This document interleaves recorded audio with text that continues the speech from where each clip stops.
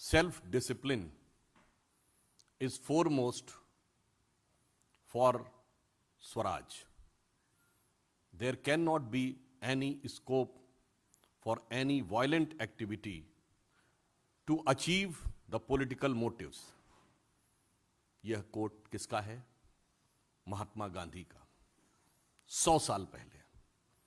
चूंकि जब उन्होंने असहयोग आंदोलन प्रारंभ किया और उन्हें लगा कि हिंसा, आगजनी, कुछ घटनाएं हुई, तो उन्होंने कहा कि यद्यपि हमारा इससे कोई भी संबंध नहीं है, तब भी हम इसकी नैतिक जिम्मेदारी लेते हैं और आंदोलन को समाप्त करते हैं। और तत्कालीन कांग्रेस अध्यक्ष लाला लाजपत राय जी ने कहा था कि हमारा आंदोलन विफल हो गया, मगर हमारे नेता की विराटता इससे स्थापित हुई, उसका हमें अधिक संतोष है।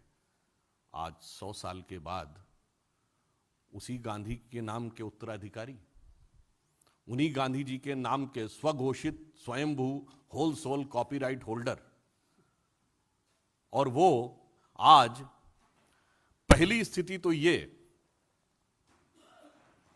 कि ये एक ऐसा भ्रष्टाचार का मामला है। आपने सुना होगा कि सत्ता में रहते हुए सत्ताधारी पार्टी के ऊपर भ्रष्टाचार के तमाम आरोप आजादी के बाद के दौर में लग चुके हैं, परंतु अपनी पार्टी के अंदर भ्रष्टाचार, पार्टी की संपत्ति और धन का हरण कर लेना, यह एक ऐसा विचित्र उदाहरण था। और उसके बाद यह विषय यूपीए सरकार के शासनकाल में 1 नवंबर 2012 को प्रारंभ हुआ। नंबर 3, इस विषय का किसी भी प्रकार से सरकार की एजेंसीज के द्वारा इनिशिएशन नहीं हुआ। हाई कोर्ट के निर्देश के ऊपर ही कार्रवाई हुई और हाई कोर्ट के निर्देश पर ही उनको बेल लेनी पड़ी। तो एक वो दौर था, तब कांग्रेस अध्यक्ष ने कहा था कि हमारे नेता की विराटता, और आज अगर यह कहा जाए कि जिस प्रकार की हरकतें विगत 3 दिनों से दिखाई पड़ रही हैं और हिंसा की आड़ लेकर भ्रष्टाचार को छुपाने का प्रयास हो रहा है, तो कितनी लघुता, कितना छोटापन नेतृत्व का दिखाई पड़ रहा है। यह साफ दिख जाता है कि गांधी के दौर से सोनिया गांधी जी और राहुल गांधी जी के दौर तक आते आते कांग्रेस कितनी छोटी और कितनी बौनी होती चली जा रही है। दूसरी बात, इस विषय में एक और बिंदु महत्वपूर्ण है।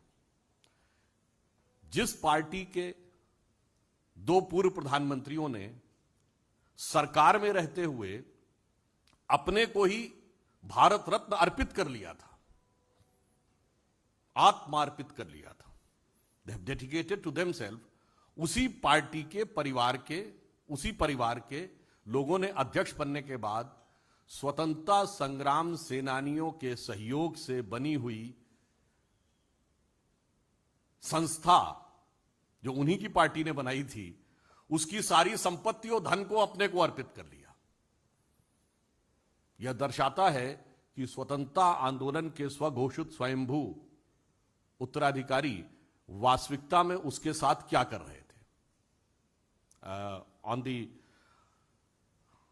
अदर नोट, एक बात कहना चाहूंगा, हम सब ने सुना होगा स्वतंत्रता आंदोलन में कांग्रेस बड़ा दावा करती थी कि आनंद भवन पार्टी को दे दिया था, और यहां एजेएल के रूप में इस हाथ से दिया, उस हाथ से 90 करोड़ का लोन लिया, फिर मैंने ही 90 करोड़ का लोन वापस करके खुद ही अपने को मालिकाना हक दे दिया। यानी कितने ही भवन अपने नाम कर लिए पार्टी के और आनंद की अनुभूति कर दी।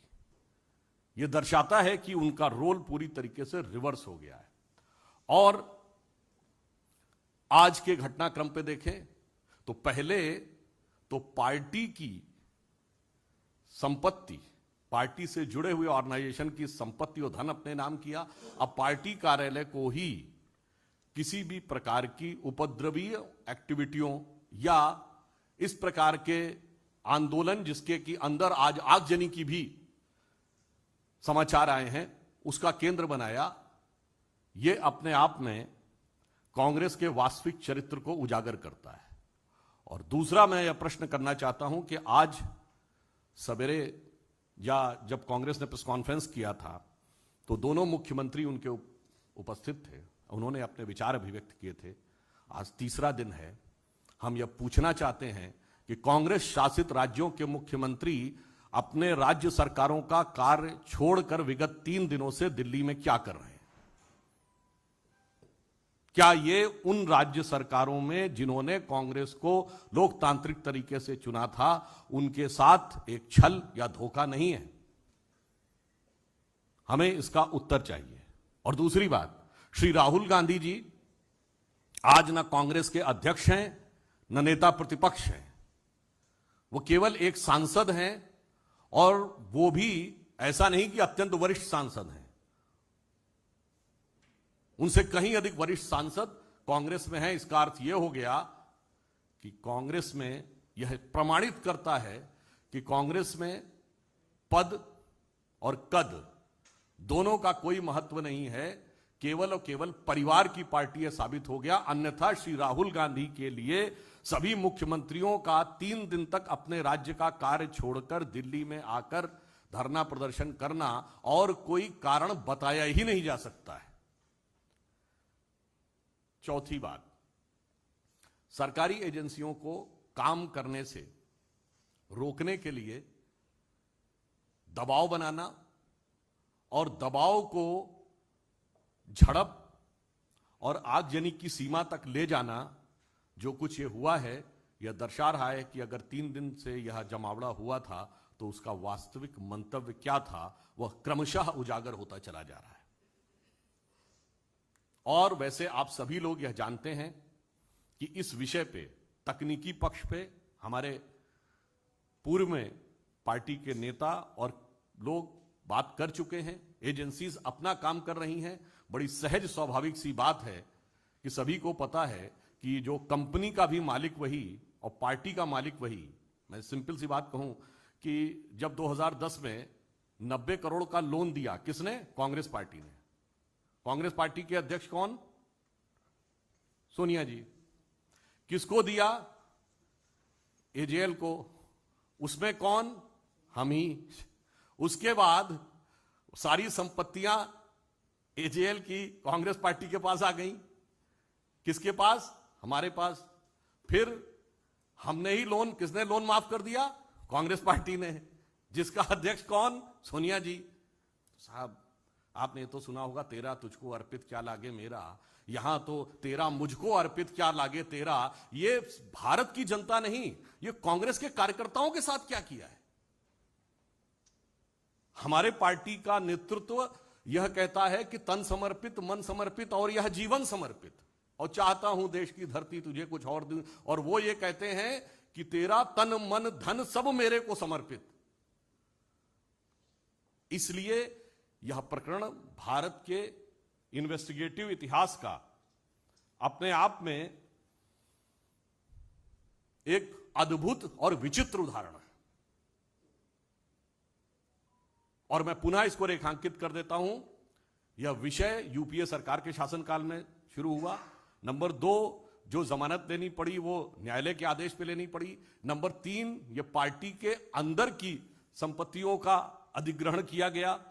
और नंबर 4, पहली बार ऐसा हो रहा है कि भ्रष्टाचार को छुपाने के लिए हिंसा का भी सहारा लेने में किसी भी प्रकार की झिझक नहीं हो रही है।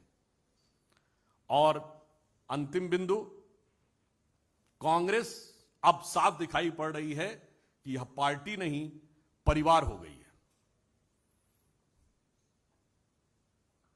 इसलिए यह चिंता का विषय सिर्फ भारत की जनता के लिए नहीं, कांग्रेस कार्यकर्ताओं के लिए भी है। और हम कांग्रेस कार्यकर्ताओं से भी इस विषय का प्रश्न पूछना चाहेंगे कि यदि श्री राहुल गांधी जी न कांग्रेस के अध्यक्ष हैं, न नेता प्रतिपक्ष हैं, और उसके बाद सारे कांग्रेस के सांसद, सारे मुख्यमंत्री आकर उनके लिए यहां के ऊपर धरना दिए हुए हैं, तो यह इस बात का प्रमाण है पार्टी सिद्धांत स्वतंत्रता आंदोलन का स्वघोषित नेतृत्व का दावा उस सबसे ऊपर है परिवार का जलवा। और हमें इस विषय को लेकर बहुत खेद है कि पहली बार न्यायिक एजेंसियों को या जांच एजेंसियों के कार्य को प्रभावित करने के लिए राजनीतिक आंदोलन होते थे, परंतु राजनीतिक आंदोलन में हिंसात्मक स्वरूप और अपने संवैधानिक पदों का उपयोग, या साफ शब्दों में कहा जाए तो दुरुपयोग, जांच एजेंसियों की जांच को प्रभावित करने का यह पहला उदाहरण देश के इतिहास में दिखाई पड़ता है।